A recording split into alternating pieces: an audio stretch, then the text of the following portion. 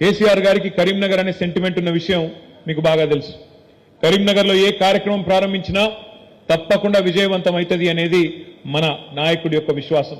అందుకే ఆనాడు పార్టీ పెట్టిన తర్వాత మొట్టమొదటి సింహగర్జన సభ, ఆనాటి ఆంధ్ర పాలన మీద ఆ రోజు సింహంలాగా గర్జించిన కేసీఆర్ గారు ఆనాడు ఎంచుకున్న పట్టణం కూడా ఇదే కరీంనగర్. మే 17, 2001 నాడు ఆనాటి ఆంధ్ర పాలన మీద సింహగర్జన, మళ్ళీ ఒక్కసారి ఈ రోజు అబద్దాల రేవంత్ రెడ్డి పాలన మీద మళ్ళీ కథన బేరీ మోగించడానికి, జంగు సైరన్ ఉదడానికి 12 నాడు, మార్చి 12 నాడు మళ్ళొక్కసారి భారీ బహిరంగ సభ అదే వేదిక ద్వారా, అదే ఎస్ఆర్ఆర్ కాలేజీ మైదానంలో అక్కడనే జరుపుకోబోతా ఉన్నామనే మాట కూడా నేను మీ అందరికి విజ్ఞప్తి చేస్తా ఉన్నా. ఈ రోజు పోస్టర్లు ఆవిష్కరించుకున్నాం. ఈ పోస్టర్ గ్రామ గ్రామానికి పోవాలి, ప్రతి మండలానికి పోవాలి, ప్రతి పట్టణానికి పోవాలి. వేలాదిగా ప్రతి నియోజకవర్గం నుండి కూడా తరలి వచ్చి మన నాయకులు, కార్యకర్తలు, మన ముఖ్యమైన మన క్యాడర్ అంతా కూడా వచ్చి కరీంనగర్లో జరిగే ఈ బహిరంగ సభను బ్రహ్మాండంగా విజయవంతం చేయవలసిన బాధ్యత మన మీద ఉన్నదనే మాట నేను మీకు గుర్తు చేస్తా ఉన్నా. ఇక ఎన్నికల శంఖారావం కరీంనగర్ నుంచే మన పెద్దలు కేసీఆర్ గారు వచ్చి ఇక్కడ నుంచే ప్రారంభించబోతున్నారు. ముఖ్యంగా వినోదన గురించి ఇప్పటికే చాలా మంది సోదరులు, కౌశిక్ రెడ్డి గారు కానీ, కమలాకర్ అన్న కానీ, బాలకృష్ణ అన్న కానీ అందరూ కూడా చాలా బ్రహ్మాండంగా వివరంగా చెప్పినారు. నేను మీ అందరితో ప్రార్థించేది ఒకటే, మీరు చూస్తున్నారు జరుగుతున్న రాజకీయ పరిణామాలన్నీ మీరు చూస్తా ఉన్నారు. నిన్నగాక మొన్న భారత ప్రధానమంత్రి నరేంద్ర మోడీ గారు మన తెలంగాణకు వచ్చిండు. వచ్చి మరి ఆదిలాబాద్ పార్లమెంటుకు ఇంకో కాడికి వచ్చి ఏదో 2-3 కార్యక్రమాలకు శంకుస్థాపన లేచి హడావుడి చేసిపోయిండు. ఆ సందర్భంగా రేవంత్ రెడ్డి గారు మాట్లాడిన మాటలు మీరు విన్నారు. నిన్న కూడా రేవంత్ రెడ్డి గారు మహబూబ్ నగర్ లో మాట్లాడిన మాటలు కూడా మీరు వినే ఉంటారు. గత 3 నెలలుగా రేవంత్ రెడ్డి గారు మాట్లాడుతున్న మాటలు మీరందరూ కూడా గమనిస్తున్నారు, వింటున్నారు.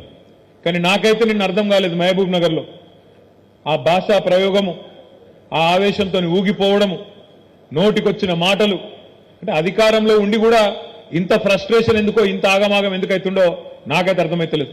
మీరు చూసుంటారు నిన్న ఆయన మాట్లాడుతున్నాడు, నేను జేబుల కత్తెర పెట్టుకొని తిరుగుతున్నా, ఎవరన్నా పిచ్చి పిచ్చి పనులు చేస్తే గొంతు గోస్తా, కడుపు జింపుతా, మీ పేగులు మెడలేసుకొని తిరుగుతా. ఇది ఒక ముఖ్యమంత్రి గారు మాట్లాడిన మాటలు. నిన్న మా ప్రభుత్వాన్ని ఏమన్నా చేస్తే మానవ బాంబులు అవుతామని మాట్లాడుతున్నాడు.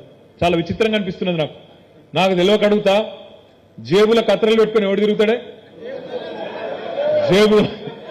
జేబు దొంగలు తిరుగుతారు. జేబుల కత్తెరలు పెట్టుకుని తిరుగుతాడు ఎవడన్నా ముఖ్యమంత్రి, ఎవడన్నా రాజకీయ నాయకుడు జేబుల కత్తెర పెట్టుకొని తిరుగుతున్నా అని చెప్తాడు. ఇక గసంటోడు మన ముఖ్యమంత్రి, మన కర్మ. మీరు చూడండి, ఆయన మాటలు చూడండి, ఆయన ఫ్రస్ట్రేషన్ చూడండి. సెక్రటేరియట్లో మాట్లాడతాడు, నేను ఇక్కడ ఏదో ఉంటుంది అనుకొని వచ్చినా, లంకె బిందెలు ఉంటాయనుకొని వచ్చిన, ఇక్కడ లంకె బిందెల్లో అన్ని ఖాళీ కుండలు ఉన్నాయని చెప్తున్నాడు. లంకె బిందెల కోసం గడ్డపారలు పట్టుకొని, తటపారలు పట్టుకొని, నెత్తి మీద దుప్పటి కప్పుకొని అర్ధరాత్రి ఎవరు తిరుగుతారు? మరి ఈయన గతంలో ఏం చేస్తున్నారో నాకైతే తెలియదు. కానీ ఈ లంకె బిందెల కథ అయింది, జేబుల కత్తెరల కథ అయింది, అసలు ముఖ్యమంత్రి స్థాయిలో మాట్లాడే మాటలేనా? ఆ ఫ్రస్ట్రేషన్ ఏంది? ఆ ఊగిపోవుడేంది ఆవేశంతో? ఇంకా దిక్కుమాలిన పదం ఏంటంటే మానవ బాంబులు అవుతారట. రేవంత్ రెడ్డి గారికి నేను చేసే విజ్ఞప్తి ఒకటే, మానవ బాంబులు ఇవి అవి కాదు, నీ పక్కనే ఉన్నాయి కాంగ్రెస్ పార్టీల బాంబులు. ఎవరో కాదు నీ కూల్చేది, నీ పక్కనున్న బాంబులే. నల్గొండ బాంబు, ఖమ్మం బాంబు, వాళ్ళే నీ గవర్నమెంట్ మీద వాళ్ళే చేస్తారు. చేసేదంతా మేమేం చేయం. మేము మనస్ఫూర్తి కోరుకుంటున్నాం రేవంత్ రెడ్డి గారు, నువ్వు 5 ఏళ్లు నిక్షేపంలాగా ఉండాలి, 5 ఏళ్లు ఉండాలి. నువ్వు ఇచ్చిన 420 హామీలు అమలు చెయ్యాలనే డిమాండ్ చేస్తున్నాం, చెయ్యాలనే కోరుకుంటున్నాం. ఎందుకంటే ప్రజలకు తెలిసి రావాలి, ప్రజలకు కూడా తెలిసి రావాలి. ఖచ్చితంగా ఎవరు గుర్రమో ఎవరు గాడిదో ప్రజలకు కూడా తెలిసి రావాలి. ఎందుకంటే ప్రజలకు తెలుస్తుంది, వెలుగు చీకటి రెండు చూస్తేనే వెలుగు విలువ తెలుస్తుంది. కేసీఆర్ ను రేవంత్ రెడ్డిని ఇద్దరిని చూసినాకనే ప్రజలకు కూడా మన నాయకుడి యొక్క గొప్పతనం ఏందో తెలుస్తుంది అనే మాట కూడా ఈ సందర్భంగా నేను విజ్ఞప్తి చేస్తా ఉన్నా. అందుకే రేవంత్ రెడ్డి గారు బీపీ పెంచుకొని ఆగమాగం కాకు, నీవు బీపీ గోలు వేసుకో, మంచిగా సల్లకు కూసో, నీకు మా వైపు నుంచి ఏం ప్రమాదం లేదు.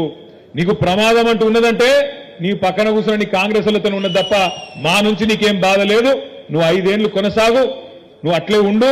420 హామీలు ఇచ్చినావు, 1 కాదు 2 కాదు, 420 హామీలు ఇచ్చినావు.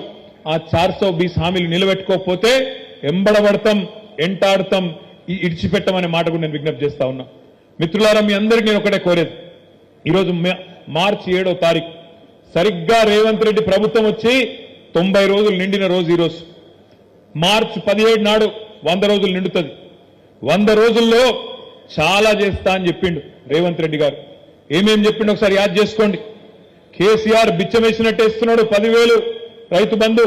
నేను రాగానే 15,000 ఇస్తా, మీరొక్క 10 రోజులు ఆగితే నేను 15,000 రూపాయలు మీ ఖాతాలు ఇస్తా అన్నాడు. రైతు బంధు కాదు రైతు భరోసా అన్నాడు. వచ్చిందా భరోసా? వచ్చిన రైతు బంధు? రైతు భరోసా కాదు, 15,000 కాదు, ఆ 10,000కే దిక్కులేని పరిస్థితి.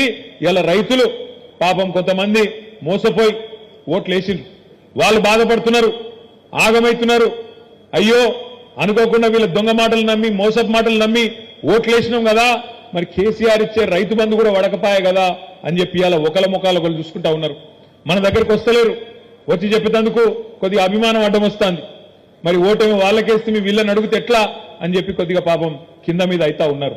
వాస్తవం ఏంది అంటే ఈ ముఖ్యమంత్రి గారికి ఈ రోజు వరకు కనీసం రైతు బంధు ఇచ్చే ముఖం కూడా లేదు, రైతు బంధు ఇచ్చే తెలివి కూడా లేదు అనే మాట ఇలా గ్రామాన రైతులే చర్చ పెడుతున్న మాట వాస్తవం అని చెప్పి కూడా నేను మాట్లాడుతా ఉన్నా, నేను విజ్ఞప్తి చేస్తా ఉన్నా.